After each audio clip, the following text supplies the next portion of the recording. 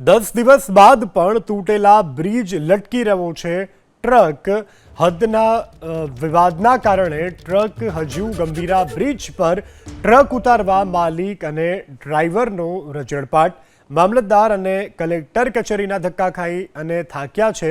પાદરાના મામલતદાર વડોદરા જવાનું કહે છે તેવું માલિકે કહ્યું છે। વડોદરાના કલેક્ટર કહે છે કે બ્રિજનો ભાગ આણંદનો છે। આણંદના કલેક્ટર કહે છે કે રેસ્ક્યુ વડોદરા તરફથી ચાલે છે। ટ્રક પર 40 લાખની લોન મહિને 85,000નો હપ્તો આવવાનું માલિકે કહ્યું છે।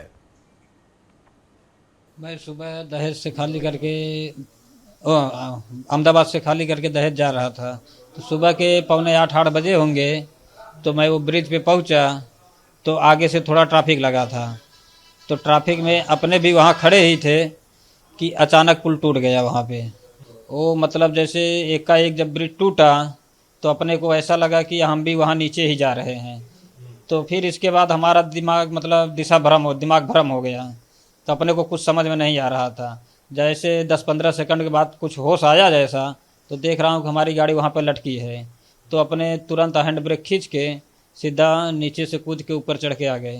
मैं तो आनंद कलेक्टर ऑफिस, अकलाव मामलतदार, पादरा कलेक्टर अपने मामलतदार, बड़ोदरा कलेक्टर ऑफिस बधी जगह रजूआत कर दीधी है। मारो बधी ईएमआई मारू गाड़ी पर 40 लाख लोन है, 85,000 ईएमआई है।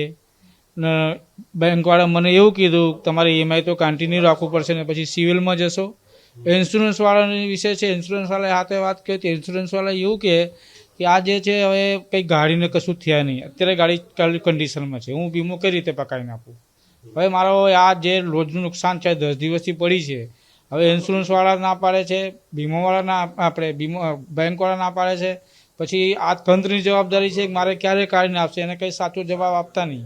आ गाड़ी तमने मळशे कि नहीं मळशे, केवुं करशे, क्यारे काढशे, आवुं कई साचो जवाब कोई आपता नहीं।